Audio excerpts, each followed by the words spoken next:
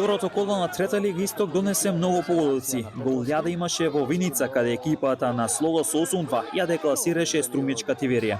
Некогашниот второлигаш од Виница важи за голем фаворит во новата сезона да го освои првото место кое води во баражот за можен пласман во втора лига, а штипскиот стратег Емил Грнев како во првото, така и во второто коло нижи високи резултати.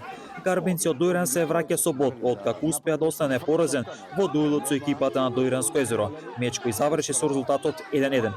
Фудболот се врати во Турново. Поранешниот прволигаш Хоризонт Турново на стадионот Кукуш со 2-1 славеше над Бреганец од Делцио, со што домаќинот врза втора победа во низа, а Бреганеца го забележа првиот пораз.